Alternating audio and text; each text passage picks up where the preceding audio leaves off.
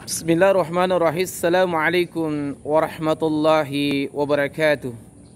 Alhamdulillah bi ni'mati tatimmus shalih. Allahumma shalli ala Muhammad wa ala alihi wa ashabihi ajma'in bi rahmatika ya arhamar rahimin.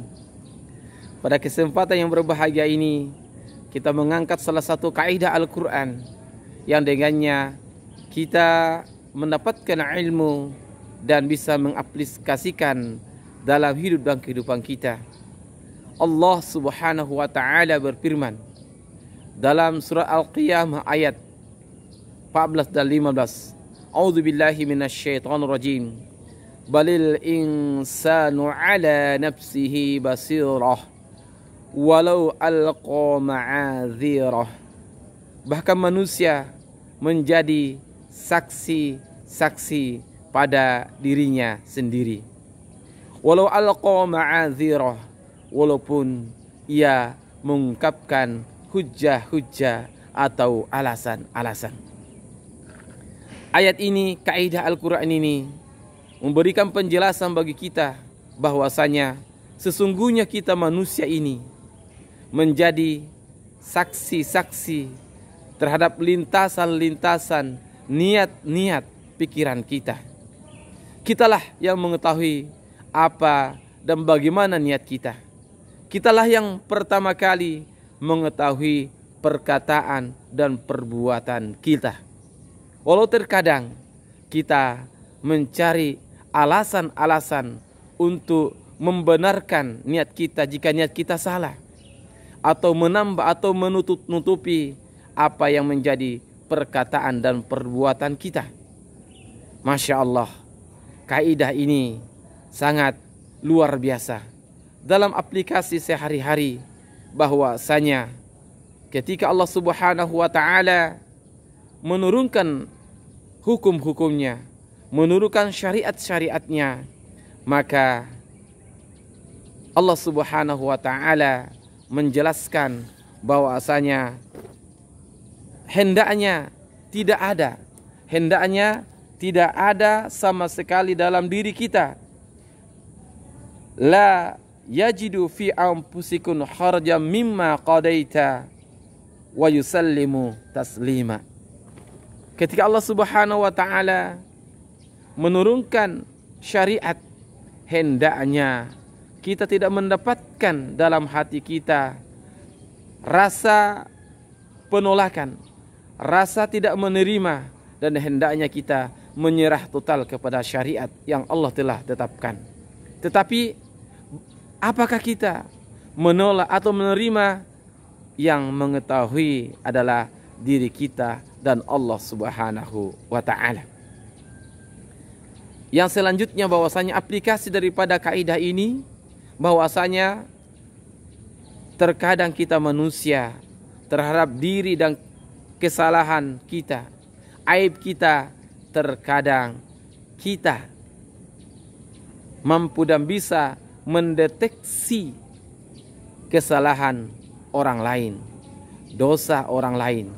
Tetapi kadang lupa kita mendeteksi, mengkalkulasi, mengevaluasi, muhasabah atas dosa-dosa dan kesalahan kita.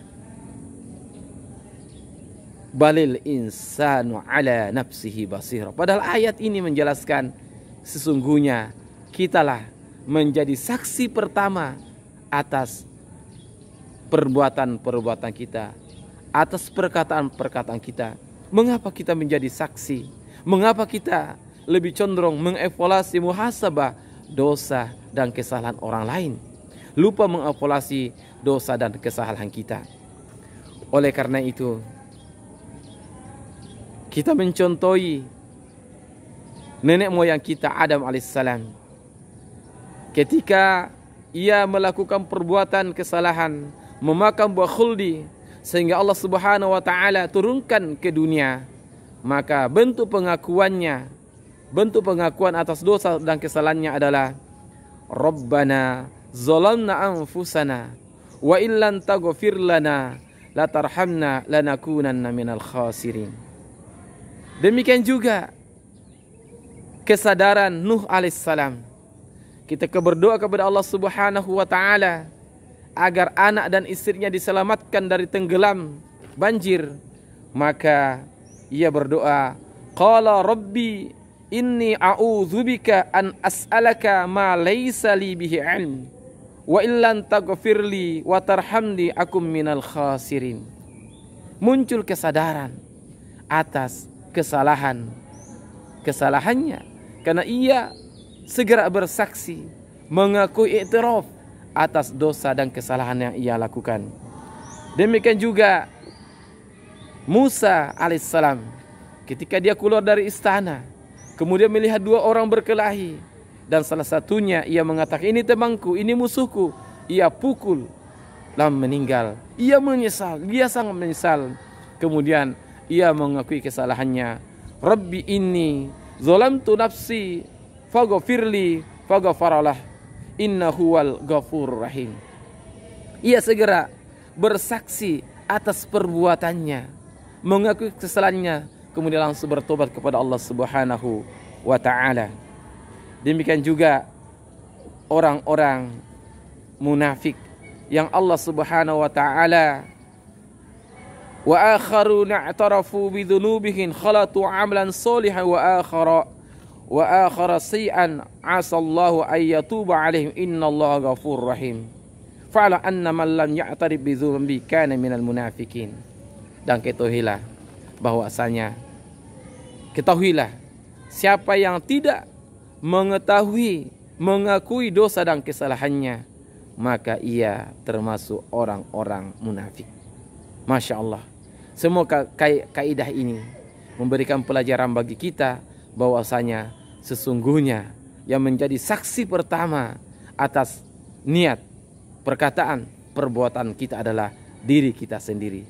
Yang kedua adalah hendaknya kita tidak ada perasaan berat ketika Allah Subhanahu wa taala menetapkan hukum-hukumnya. Yang ketiga adalah sesungguhnya jangan kita sibuk menjadi saksi atas aib dan kesalahan orang lain.